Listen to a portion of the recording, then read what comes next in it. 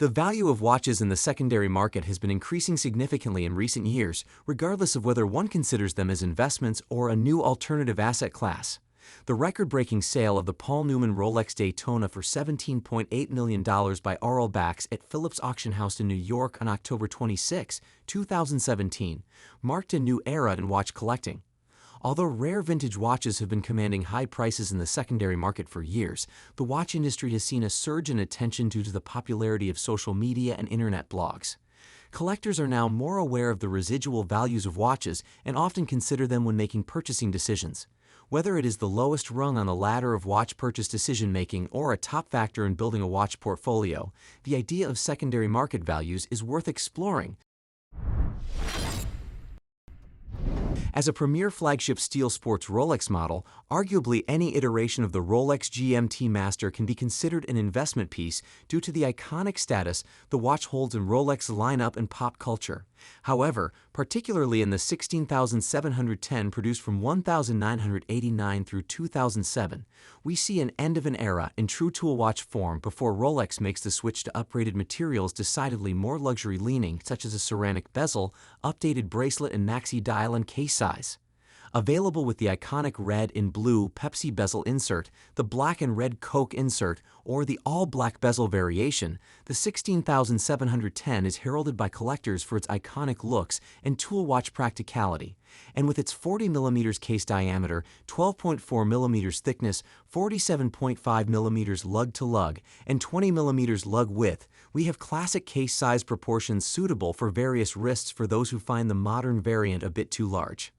Of note, a collector will find a few iterations within the 16,710 model line: the Swiss T25 dial with tritium hour markers and hands pre-1999, the transitional Swiss-only dial dated to 1999, and the Swiss-made dial featuring super luminova hour markers and hands from 2000 onwards. Another darling of the watch-collecting zeitgeist, the Patek Philippe Nautilus 5711, discontinued in 2021, is perhaps a surefire addition to any watch investment portfolio. Originally debuting in 2006 with several references among its ilk in steel, gold, platinum, and gem-set beauties over the years, the 5711 was not actually all that popular upon its initial release. With its 40mm diameter case, svelte 8.3mm thickness, and that iconic Gerald Genta case design, the stellar casework and finishing combined with a top-of-the-line comfort on the wrist meant that what was once under the radar and eclipsed by its kin, such as the reference 5712, would soon see eventual success with the more recent craze of steel sports integrated bracelet watches. Another case of an overlooked watch becoming a hit under all the right conditions, the brand heritage of Patek, the storytelling X-factor of Genta design, and the rarity of steel sports Patek watches all almost guaranteed the success of the 5711, which would eventually see auction results more than 6 times its MSRP. An icon and one of the most popular watches on the planet, the Audemars Piguet Royal Oak 15202 Jumbo was discontinued in 2021. Discontinue any watch of the 15202's iconic stature and status, and you'll almost always find a safe placeholder in your watch collection. After all, if an uber-popular watch isn't being made anymore and fewer can be found, rarity and price sensitivity ensue. Acting as a clear call back to the original steel Royal Oak as designed by Gerald Genta, the contemporary 15202 was announced in 2012 as part of the 40th anniversary of the Royal Oak. In the years since, we've seen various stunning interpretations of the 15202 in white gold, titanium and platinum, and even full yellow gold. But it's arguably the original steel reference that is the definitive luxury sports watch. After all, the Royal Oak is the original luxury sports watch. With a 39mm size case, 8.1mm thickness, powered by the caliber 2121, and finished to perfection, anyone lucky enough to have the 15202 on their wrist has already made it. Investment potential be damned. When speaking of brand icons, the Omega Speedmaster is a genuine archetype. Nearly synonymous with the achievements of NASA and the space age for watch geeks, it was the Speedmaster TK 2998 worn on the wrist of astronaut Wally Schirra that holds the title of the first Omega watch in space, dating back to October 3, 1962 Mercury Atlas 8 mission. It was in commemoration of Schirra's achievement, orbiting the Earth 6 times on board the Sigma 7 spacecraft, that Omega decided to launch the 60th anniversary reference to the original in the first Omega in Space Speedmaster, FOA, in 2012. Now discontinued in 2020, the FOA took inspiration from the original CK 2998 with its 39.7mm diameter case size and symmetrical straight lugs, as opposed to the now emblematic twisted lugs of the professional Speedmaster, worn on a leather strap, anticipating an era of vintage-leaning aesthetics in a contemporary watch design that continues to this day. From an investment standpoint, we have here in the FOA a variant of an all-out watch archetype with a limited 8-year production run, with a vintage fit and appeal no longer available in the Speedmaster line. The heavy hitters continue. It was John Mayer who once described the Patek Philippe Aquanaut as the Chuck Taylor version of Patek Philippe. If you can afford one or even allow buying one, count yourself among the lucky. For when even a watch's composite rubber strap is highly collectible, you know the timepiece it's attached to is even more special.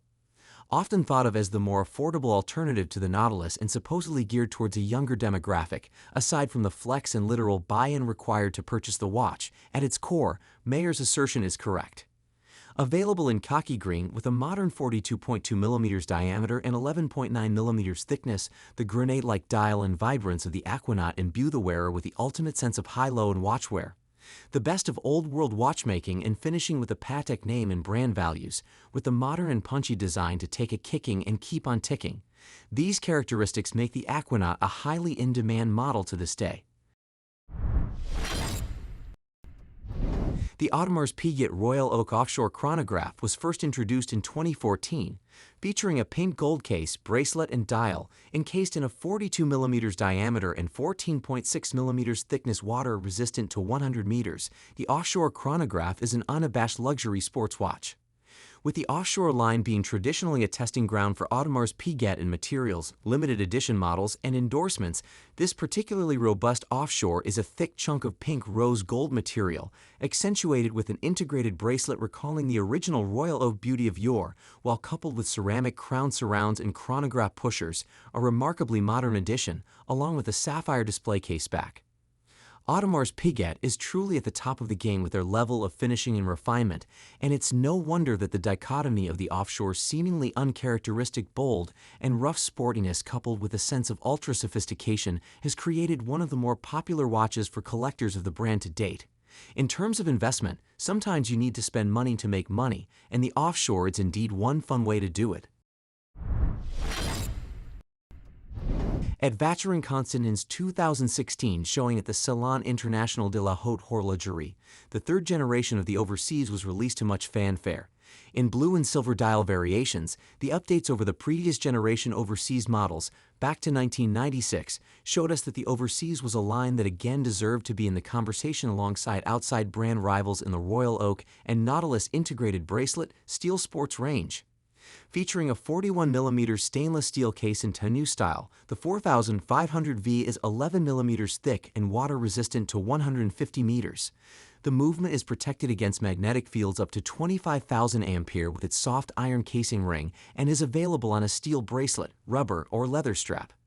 And while the blue and silver dial variants are drool-worthy in their own right with their refinement and build quality, it was the brown dial 4500V variant released in May 2016, a few months after SIHH. That's a particularly good investment for the discerning collector, as it was discontinued only 1 year later. Again, we fall back to rarity and X-Factor, a Holy Trinity grade watch representative of a steel sports/integrated bracelet line, limited to a 1-year production with arguably the loveliest shade of brown on a luxury watch yet. No surprises here, the Rolex Panda Daytona 116,500 LM makes the list. With a history going as far back as 1963, the first COSMOGRAPH chronograph was decidedly not a hit. Despite its association with the Daytona Speedway 24-hour endurance race, it was a watch famously sold off at a heavy discount and often coupled with the purchase of full gold Datejusts in the 70s and 80s, which were the best sellers at the time. In other words, it was the unwanted outcast of the bunch, but where unpopularity ends, rarity and scarcity take hold. Throw in the celebrity factor, insert Paul Newman, and keenheads began to take note. Ultimately, we know the modern ceramic Daytona as one of the most unattainable watches at retail in current times, with supposed wait lists in double-digit years.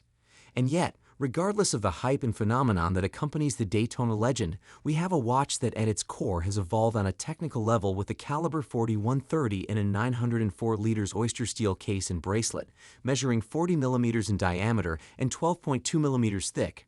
All of which to say, a watch that wears perfectly. Whether you purchase it for hype or investment purposes or to simply enjoy it on your wrist, you won't find disappointment here. Timeline: the early 1970s.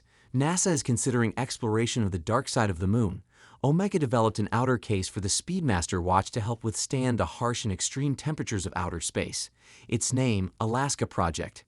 Fast forward to 2008, when Omega decides to release a limited and numbered edition of the Alaska Project to the public in 1,970 pieces available worldwide in commemoration of its historic exploits. With its stark white dial, contrasted against the now iconic subdial Apollo hands, the Alaska Project Speedmaster is an otherwise standard Speedmaster professional case and caliber 1861 movement that also features a large red anodized aluminum outer case, 57 millimeters diameter by 23 millimeters thick, which when coupled to the watch enables it to withstand temperatures between minus 148 degrees Celsius to plus 250 degrees Celsius. It's big, it's bold, and it's rare. Originally conceived by Rolex founder Hans Wilsdorf to be the affordable alternative to the Rolex brand, Tudor watches have earned their place in history as much more than just the little sibling to Big Brother. With ties to historic expeditions of their own to partnerships with militaries the world over, vintage Tudor watches, in particular, have seen a massive spike in interest in recent years as collectors become outpriced or disinterested in the evergreen Rolex model equivalents. Introduced in 1959, the Tudor Submariner reference 7928 in particular saw production for nearly 10 years. It had two notable firsts: the introduction of crown guards and a larger case size, up from 37 millimeters in the reference 7924 prior to 39 millimeters in the 7928. Over its 10-year production span, upwards of at least 6 documented variants were produced. However, the Mk1 Square Crown Guards variant is among the rarest, with only an estimated 100 known in existence.